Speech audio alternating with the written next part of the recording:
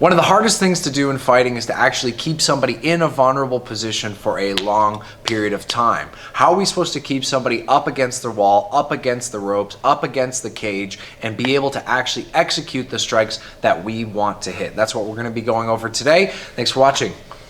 So before we put any gloves on, the first thing that we need to understand when we're trying to keep somebody up against the wall is which ranges we want to be fighting at, right? We can be fighting from a far range, from the mid-range, or close. When we're trying to land our best strikes when somebody's up against the wall, we want to be spending most of the time inside the mid-range, and let me explain why.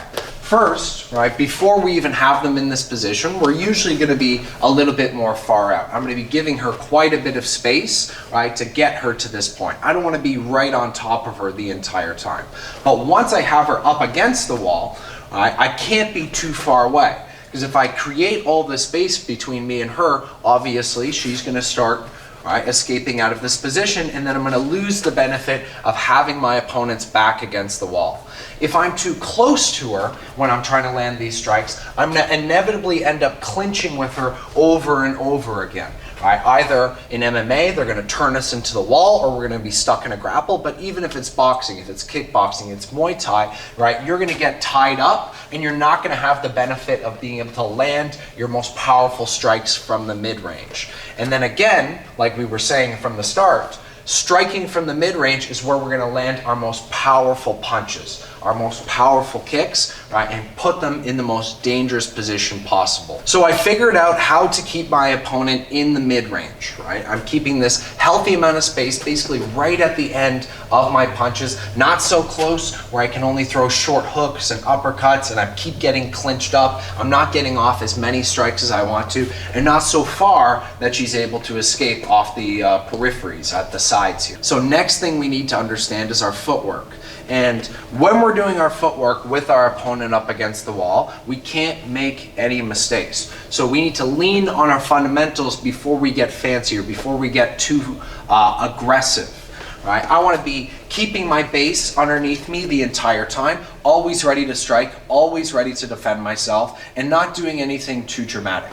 So I don't want to be shuffling from side to side. Right, so if we're both moving, she's going inside. I don't want to be shuffling with her like this. That's not a defensive posture. It's not even an offensive posture. Me going like this, trying to keep her against the wall. That looks like I'm trying to play basketball with her more than I'm fighting. Right? Instead, when I'm cutting her off, I'm keeping my stance as I always would. Right? Opening it up, right? Closing, and keeping that space between my feet the entire time. I'm always ready to strike. I'm always ready to be defensive. Because I don't know when she's going to try to hit me back. But she's going to try to hit me back. That's inevitable. Right, we're working against the wall. She starts moving laterally. I'm going to cut her off. I'm going to cut her off the other way. Right, but the entire time, I'm ready to throw anything that I want to, whether that's punching, whether that's kicking. If she was to press me, right, she tries to come forward, I can frame to keep that space, whether it's on her face or shoulder or chest. Right, I'm keeping space in between me and her. If she ends up trying to clinch me, right, I'm not going to get pushed back because my legs are underneath me. I'm not off balance at all. Maybe I can get her back to that wall. Right, and I'm not going to be so dramatic with my footwork that when we start to move, I end up giving her too much space and then she can escape out the side. There's another thing to add to this though. It's not as one-dimensional as it looks. I'm not just cutting side to side with my opponent. Instead, and this is a concept that I've learned from an offensive lineman in football, all right? The way that an offensive lineman wants to defend the quarterback when the defensive line is trying to get around, or the linebackers are trying to get around them, is they end up giving an extra amount of space. If I end up staying right in front of her the entire time, and I don't want you to think that this is contradicting the other stuff that I said before, but if she's being very sort of fidgety, right, and aggressive with her footwork and moving quite a bit, I want to give her a little bit more space so I can have some margin of error. So let's think about it this way. We're moving down the wall, all right, and I'm in this mid-range the entire time. We're moving down the wall again. If she even gets a little bit outside of me, right, if I make one mistake or if I pause for a moment, maybe she stops for a moment and then goes again, and I end up stuck in the mid-range right here, right, so we're moving. She ends up slightly outside of me. All right, there's no way that I'm going to be able to keep her against the wall. But if she starts moving, right, maybe even a little bit quicker, I'm actually going to back up to give her a little bit of space. Right? Once I've given her that space, she can't get to the outsides of me as easily, and then I can readjust and then put that pressure back on. So as we're moving, I'm not just moving laterally. You see I'm backing up a little bit so I can keep that pressure on. How can she get to the outside of me when I have all of this space between me and her? Right? There's some contradictions in the fact that I'm telling you to stay in the mid-range the entire time, but the mid-range is where we're just going to be landing our best strikes. If I want to keep her in this position, there's going to be some moments where I need to back up, readjust, and put that pressure back on. Well, she's moving. I'm going to back up slightly. All right, it's very subtle. Right? I'm not giving her a ton of space, but now I can put that pressure back on. Cool, she again moves. I'm giving just a little bit of space. All right, and then as she's shifting back and forth, it's a little bit of the same thing. All right, I'm giving just enough space where I can readjust, keep on striking. All right, she starts moving really, really quickly. All right, a lot of space, and then I can move back in. I hope that makes sense. If you're thinking about the path that your opponent has to take off the wall, it's usually a wide crescent. So, right, we're thinking about geometry now. So I'm going to be using a crescent to get off of the wall. I'm not going to be trying to go lateral and then straight, because I'm going to end up moving into my opponent. Me, as the person trying to escape, I'm trying to go around the sides of her. So I'm going to be circling around, and once I get to here, I've made my escape. I can actually get off the wall. Once I've made it to here, I've made my escape. I've gotten off the wall. So we're taking this crescent shape, circling around. The shortest path to get to the top of that crescent is to go diagonally. So if Yazzie is in front of me right here, right, I have to take a very long path with this crescent to circle my way out. If she cuts me off and moves on a diagonal, her path is going to be quite a bit shorter than mine trying to circle all the way around like this. So that's why that footwork of cutting off on a bit of a diagonal as your opponent tries to circle off, right? She's getting to my escape point before I can even make it there. And that's the same concept, again, that these offensive linemen use as a linebacker is trying to move around them. All right, they're trying to move to the outside, right, and they're cut off on that diagonal. You gotta think a little bit about geometry. Okay, so now getting into the actual strikes that we want to be throwing when we're keeping our opponent against the wall. And I think you guys know which strike is going to be the most important for maintaining this mid-range and keeping my pressure on her the entire time, as well as setting up all of the big strikes that we want to be landing. It's the jab, right? You could have said it with me, say it with me, it's the jab, right? You want to be using the jab the entire time because it's our range-finding punch, and like I said, range is extremely important in this position. So the entire time that I'm keeping my opponent against the wall, right, I want to make her feel vulnerable. I'm going to be throwing jabs, I'm going to be snapping off jabs. And they're very low commitment type jabs. I'm not over committing on any of these strikes. It's just enough to keep her in a more defensive posture while I'm trying to set up my next big thing. So pitter patter jabs, lots and lots and lots of jabs, double jabs, triple jabs, high low with the jab, right, and non-stop pressure with that while still keeping yourself in a very defensive position. Right, you can also use it to bait. Right, I'm hitting this jab, right, eventually she's going to try to counter, and when she does, right, I'm going to follow up with that big shot. So jabbing the entire time, really, really important for keeping her in this position. Just let that volume go. Don't hesitate at all. Right? Just keep the jab pumping the entire time. If you hesitate, you're going to give them moments to escape, moments to counter, moments to pressure, right? Or like pressure you so they can clinch.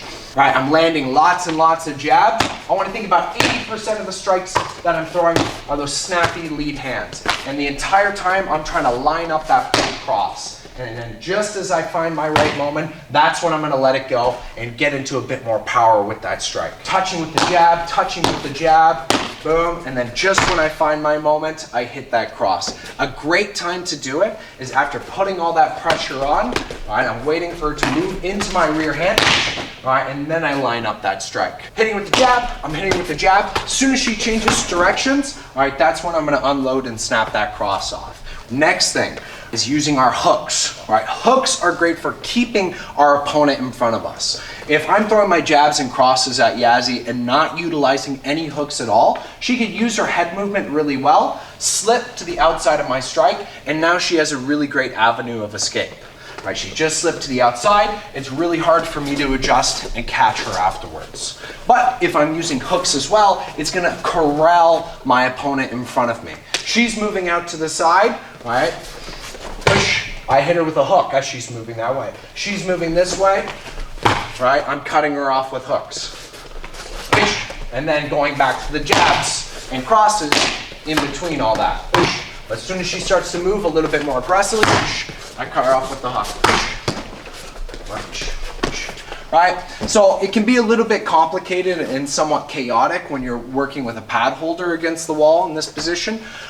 Where we're going to be using our uppercuts is when we want to close that distance, or if they're closing that distance on us. So let's say Yazzie's up against the wall and she's trying to move in on me, right, to get out of there. Boom. It's a great time to use an uppercut. Right, they're going in for a clinch, they're opening themselves up in some regard, right? A great time and a great punch that I can hit really, really close is that uppercut right up the middle. So that's a perfect time to use those punches. And I'm not saying that there's any absolutes to anything that we're doing here. Some things will work better than others, and a lot of it depends on the reactions that your opponent is giving you. But in general, lots of jabs to keep them against the wall. All right, crosses, you're setting those things up with lots of power, right? We're going head and body on those. Using the hooks to keep my opponent in front of me, right? Cutting them off to the side. If we go back to that crescent analogy that we're using before when we're thinking about the geometry of this position, right? Those hooks go right into the path of the crescent. Again, moving them back in front of you afterwards. And then we're using those uppercuts when the distance is closed. If I end up right on top of her, really close on the inside, hitting hooks, short hooks to the body, or if she's pressuring me and she starts coming at me, right, finding those uppercuts up the middle are an excellent punch to use. So if you put all of these things together, I'm keeping the mid-range as much as I can right in front of her.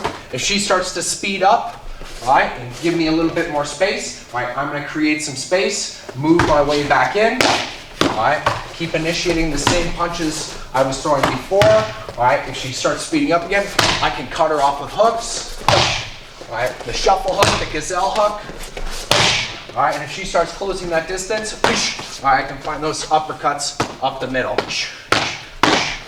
One last thing that we can add to this as a more advanced level fighter is using feints. Feints are so important when we're thinking about strategy. If you're committing to every single strike that you're throwing at your opponent, then you're not really going to be giving them a lot of reasons not to counter you. If you're feinting, right, you're going to put them again in a more defensive posture where they're questioning which strikes are going to be coming next or what you're trying to set up. Not to mention, when they're in this position, usually, or I don't want to say usually, but a lot of the time, opponents will get overreactionary. So the feints will become even more dramatic in whatever reaction that you're going to be getting.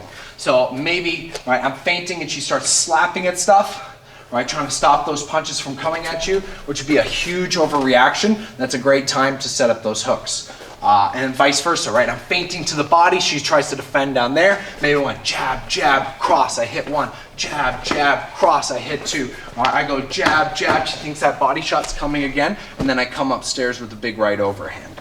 So using feinting is one of those last pieces that you could throw in to really make this a complete exercise, a complete strategy to keep your opponent against the wall in that defensive posture the entire time. Alrighty, thanks so much for watching, guys, and thank you so much, Yaz, for helping me with showing this technique. If you have any questions, please leave them in the comments. Subscribe to the channel because it helps me out and makes me want to keep doing this for you. We got some cool subscribers in the mix, so I appreciate you guys being here. Also, if you want to check out some of my commentary or reaction videos, yeah, check that out. I'd appreciate it. Cool, we'll see you next time.